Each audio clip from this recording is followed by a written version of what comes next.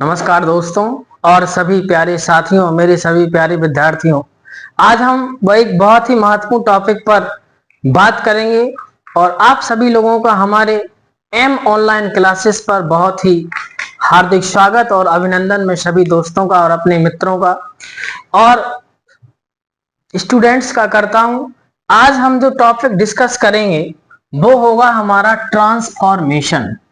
बहुत ही महत्वपूर्ण टॉपिक है कॉम्पिटेटिव एग्जाम के अकॉर्डिंग और बोर्ड एग्जाम के अकॉर्डिंग। तो ट्रांसफॉर्मेशन है क्या और ट्रांसफॉर्मेशन के अंतर्गत कौन कौन सी चीजें हमारी आती हैं वो हम देखेंगे।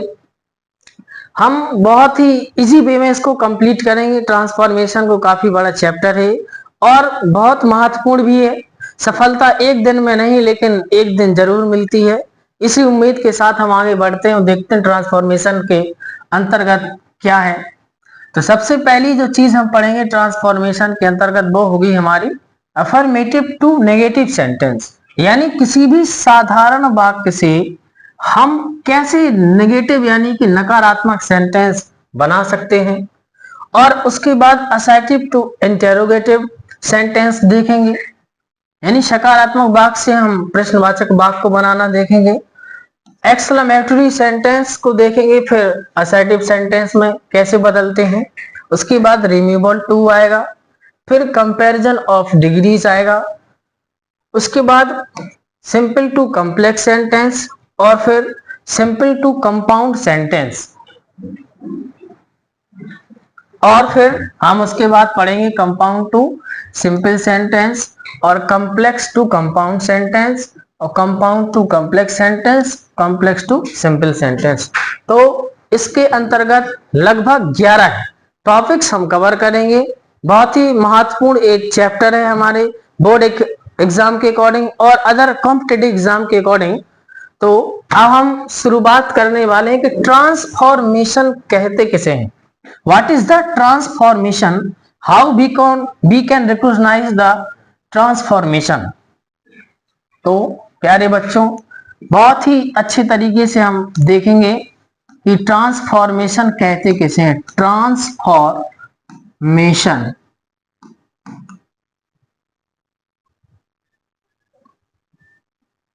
ट्रांसफॉर्म यानी कि किसी भी चीज का बदलना, एक रूप से दूसरी रूप में बदलना। लेकिन ट्रांसफॉर्मेशन है क्या तो वो हम देखेंगे। इसके अंतर्गत हम किसी भी सेंटेंस में ऐसा चेंज करते हैं, ऐसी चेंजिंग करेंगे हम कि चेंज किए गए सेंटेंस का अर्थ नहीं बदलना चाहिए। सेंस बदल जाए लेकिन सेंस ना बदले और उसका रूप बदल जाना चाहिए। ऐसे परिवर्तन को हम बोलते हैं ट्रांसफॉर्मेशन।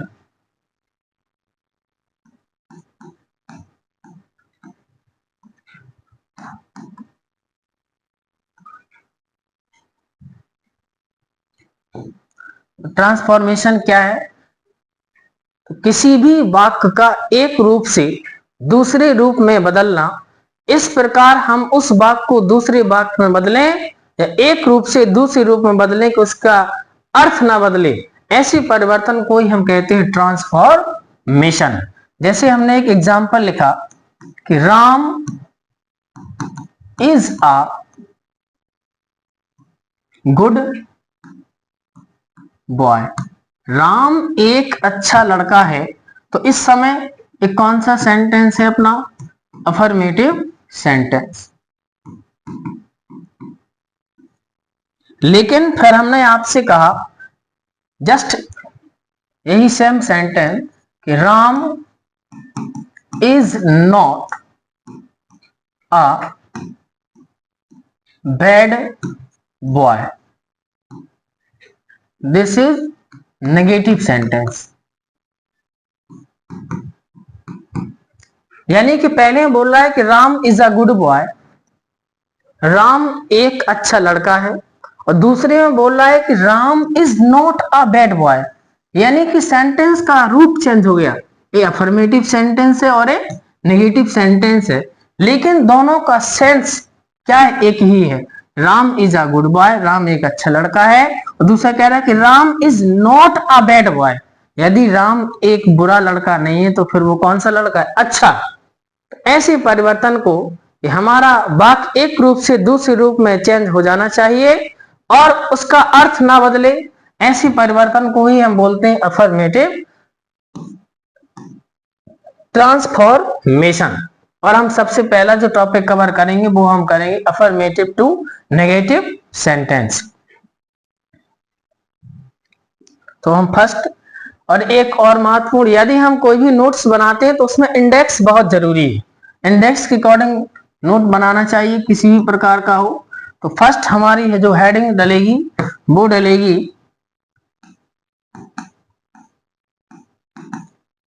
Affirmative two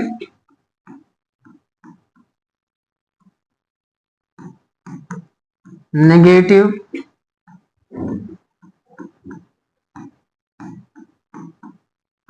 sentence. यानी कि किसी भी अफर्मेटिव सेंटेंस को हम कैसे ट्रांसफॉर्मेशन के अकॉर्डिंग नेगेटिव सेंटेंस में बदल सकते हैं। सिंपली सबको पता है कि नेगेटिव सेंटेंस में हम या तो नॉट लगाएंगे या किसी भी एक नेगेटिव वर्ड का यूज करेंगे, तब सेंटेंस क्या बनेगा, नेगेटिव बनेगा। लेकिन ट्रांसफॉर्मेशन के अंतर्गत हमें एक ऐसा परिवर्तन करना है जिसमें किसी भी प्रकार का सेंस ना चेंज हो वाक्य का, और हमारा जो वाक्य है वो दूसरे रूप में बदल जाना चाहिए, उसको ही हम बोलते हैं ट्रांसफॉर्मेशन। कॉन्सेप्ट फर्स्ट,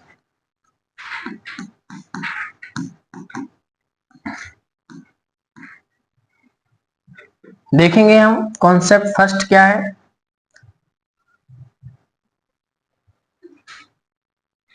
तो कॉन्सेप्ट फर्स्ट बोल रहा है कि वाक्य में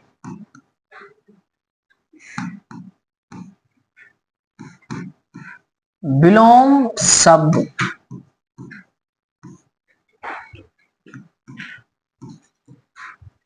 मिले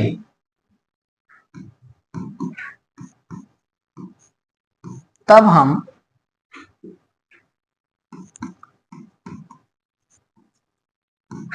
नेगेटिव सेंटेंस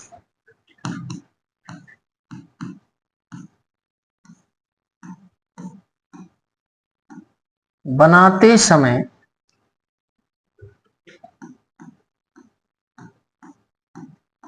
नॉट के साथ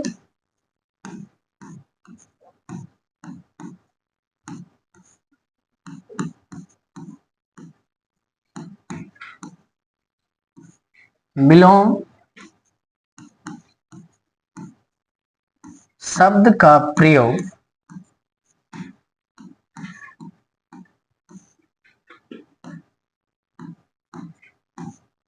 करते हैं। तो क्या है कि वाक्य में विलोम शब्द मिले, यानी कि यदि अफर्मेटिव सेंटेंस में हमें विलोम शब्द मिल जाता है तो हम ऐसी वाक्य को जब भी नेगेटिव सेंटेंस में बदलेंगे, कैसे वाक्य को कि जिसमें हमारा क्या हो, विलोम शब्द मिले, तब हम नेगेटिव सेंटेंस बनाते समय नॉट के साथ विलोम शब्द का प्रयोग करेंगे। यानी कि नाउन हो आपका या प्रोनाउन हो, यदि वाक्य में इसका एडजेक्टिव है, एडजेक्टिव यूज हुआ, यदि अफर्मेटिव सेंटेंस में यानी साधारण वाक्य में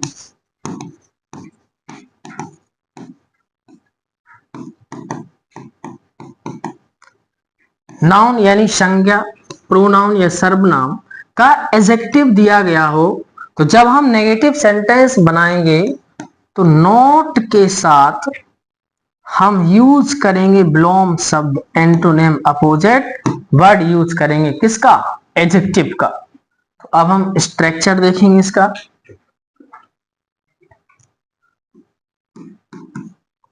स्ट्रक्चर क्या है, किस तरीके से हम किसी भी अफर्मेटिव सेंटेंस को नेगेटिव बना सकते हैं, ऐसे वाक्य को जिसमें कर्ता की क्या दी गई हो, विशेषता, एडजेक्टिव यूज हुआ हो। तो सबसे पहले तो हम सब्जेक्ट यूज करेंगे, उसके बाद हम हेल्पिंग वर्ब यूज करेंगे, फिर हम नॉट लगाएंगे और उसके बाद हम एंटोनियम ऑफ एडजेक्टिव यूज करेंगे।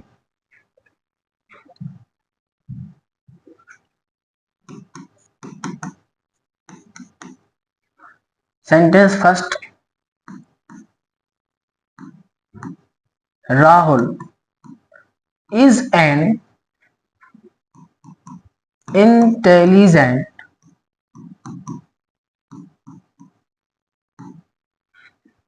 बॉय। राहुल एक होशियार यानी कि इंटेलिजेंट लड़का है। इस सेंटेंस में हम देख रहे हैं कि जो हमारा यूज हुआ है इंटेलिजेंट, ये हमारा क्या है, सब्जेक्ट की विशेषता। और जब हम इसी सेम सेंटेंस को नेगेटिव सेंटेंस में बदलेंगे तो क्या देखा था कि सबसे पहले तो सब्जेक्ट लिखेंगे। सब्जेक्ट क्या है इसका, राहुल, विषयक्रिया क्या है, एस, लेकिन तुरंत उसके बाद क्या लगाएंगे, not. Rahul is not a intelligent का जस्ट अपोजिट क्या होता है, dull boy. Rahul is not a dull boy. ये कौन सा सेंटेंस बन गया, ये बन गया हमारा नेगेटिव सेंटेंस। किसके अकॉर्डिंग, ट्रांसफॉर्मेशन के अकॉर्डिंग, क्योंकि यह एक ऐसा परिवर्तन हुआ जिसमें वाक्य का रूप तो बदल गया लेकिन इसका अर्थ नहीं बदला। दूसरा एग्जाम्पल देखेंगे हम, he is a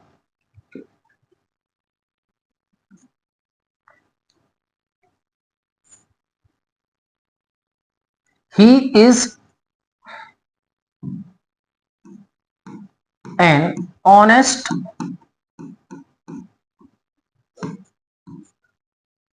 boy. He is an honest boy.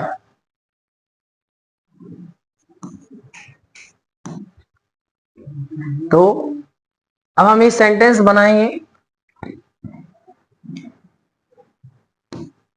तो सब्जेक्ट क्या है इसमें, ही, सेक्रेटरी क्या है, एज, उसके बाद क्या लगाएंगे, नॉट। क्या है, सब्जेक्ट की विशेषता, ऑनेस्ट यानी कि ईमानदार, और इसका जस्ट अपोजिट क्या होगा, डिसऑनेस्ट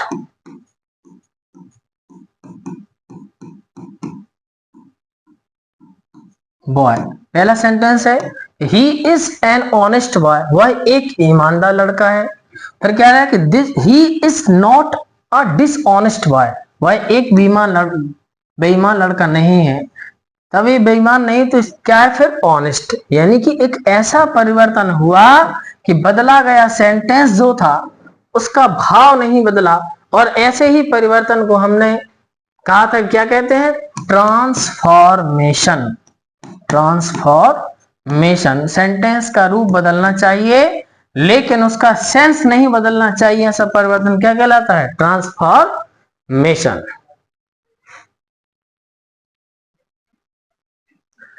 अब हम फिर से देखेंगे कॉन्सेप्ट नंबर 2।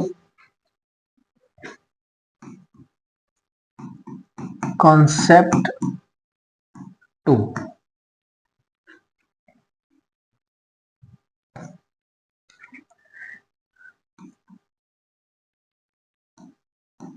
यदि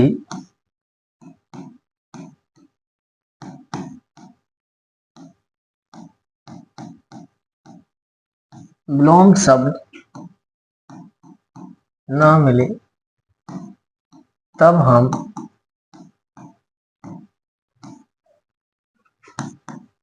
नॉट के साथ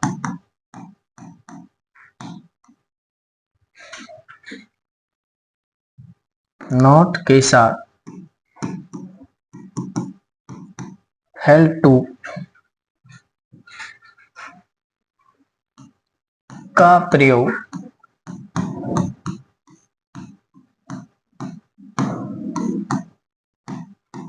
करते हैं। कि यदि यानी कि जो हमारा सेंटेंस हो उसमें हमें विलोम शब्द ना मिले तब हम नॉट तो लगाएंगे और साथ में क्या लगा देंगे, फेल टू। तो कौन सा सेंटेंस बन जाएगा, नेगेटिव सेंटेंस बन जाएगा। कब लगाएंगे, जब विलोम शब्द ना मिले तो नॉट लगाएंगे और नॉट के साथ क्या लगाएंगे हम, फेल टू।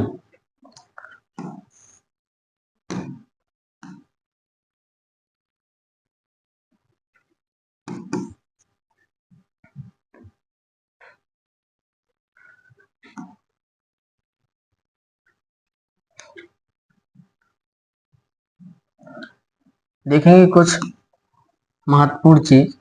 यदि वाक्य में B5 यानी कि S, ES या IES किसी भी क्रिया में लगा हो तो हम हेल्प में वर्ब यूज करेंगे डज, और यदि B1 हो तो हम यूज करेंगे डू, क्योंकि बहुत ही महत्वपूर्ण है, सबसे महत्वपूर्ण है वर्ब की सेकंड फॉर्म। यदि किसी भी सेंटेंस में सेकंड फॉर्म का यूज हुआ हो तो उसमें हम यूज करेंगे डिड, और इन तीनों के साथ वर्ब की फर्स्ट फॉर्म का प्रयोग होता है। यानी कि S, ES, IS लगा हो तो डज लगाएंगे, फर्स्ट फॉर्म होगी तो डू लगाएंगे, सेकंड फॉर्म होगी तो डिड लगाएंगे। अब हम कुछ एग्जाम्पल देखेंगे और इस रूल को फॉलो करेंगे। I wrote a letter, मैंने एक पत्र लिखा। क्या हम इसका एंटोनिम ढूंढ सकते हैं? नहीं। हमने क्या सीखा कि यदि हमें एंटोनिम ना मिले तब हम नॉट के साथ किसका यूज करते हैं, फेल टू। तो सब्जेक्ट क्या है इसमें, आई, कौन सी फॉर्म है, सेकेंड फॉर्म, तो साइड के लिए क्या लगाएंगे, डिड, और डिड के बाद क्या लगाएंगे, नॉट। तो आई डिड नॉट, नॉट के साथ क्या जोड़ना है, फेल टू।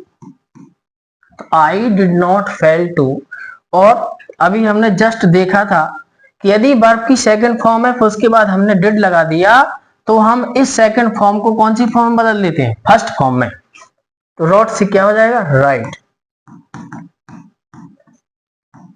A letter. तो बन गया सेंटेंस हमारा कौन सा सेंटेंस, नेगेटिव। एक और हम सेंटेंस देखेंगे, ही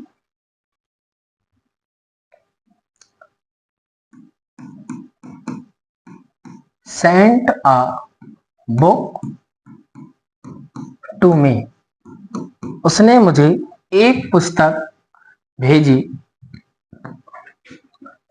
ही वर्ब की सेकंड फॉर्म में क्या लाए, did not fail to.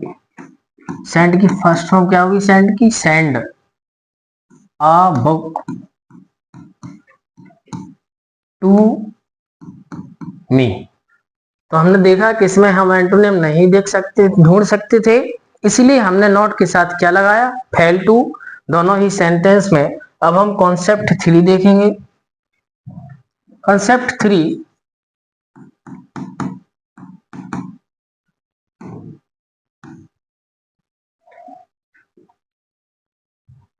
Concept 3 है कि जो हमारा अफर्मेटिव सेंटेंस है वो हमारा प्रारंभ होना चाहिए B1 से। तब हम नेगेटिव सेंटेंस बनाएंगे तो स्टार्टिंग में लिखेंगे डू नॉट फेल टू। कौन सा सेंटेंस बनाते समय, नेगेटिव सेंटेंस बनाते समय। कब हम डू नॉट फेल टू का यूज करेंगे, जब हमारा कोई भी वाक्य किससे प्रारंभ हो, वर्ब की फर्स्ट फॉर्म से। जैसे हमने कहा वॉच द रामायण, रामायण देखो। तो इस सेंटेंस में जो वॉच यूज हुआ वो कौन सी फॉर्म का है, फर्स्ट फॉर्म। तब हम सबसे पहले क्या लिखेंगे, डू, फिर क्या लिखेंगे, नॉट, फिर क्या लिखेंगे, फेल, तो क्या लिखेंगे टू, यानी डू नॉट फेल टू, और पूरी सेंटेंस को ज्यों का त्यों लिख देंगे, वॉच द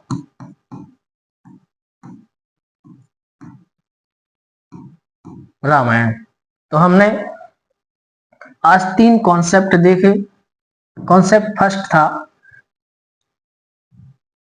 कि यदि विलोम शब्द मिले तब हम नॉट के साथ विलोम शब्द यूज कर देते थे, और कॉन्सेप्ट नंबर 2, यदि विलोम शब्द ना मिले तो हम नॉट लगाते थे और नॉट के साथ क्या यूज करते थे, फेल टू, और यदि B5 केस हुआ हो तो डज लगाते थे, B1 का हो तो डू लगाते थे, और B2 का हो तो डिड, और इन तीनों के साथ कौन सी फॉर्म लगाते थे, फर्स्ट फॉर्म। तो ये कुछ एग्जाम्पल थे जो समझे थे। कॉन्सेप्ट नंबर 3 था, यदि वर्ब की फर्स्ट फॉर्म से सेंटेंस प्रारंभ हुआ है तो नेगेटिव सेंटेंस बनाते समय हम नॉट के साथ क्या जोड़ेंगे, fail to.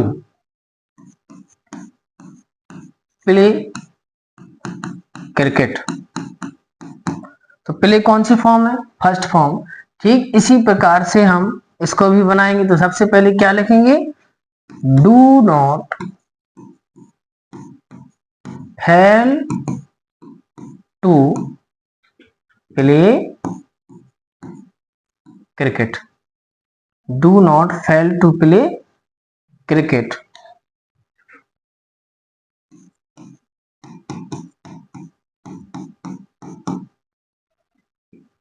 Do not fail to play cricket.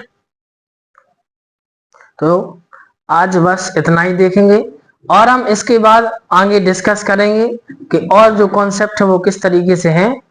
Thank you for watching.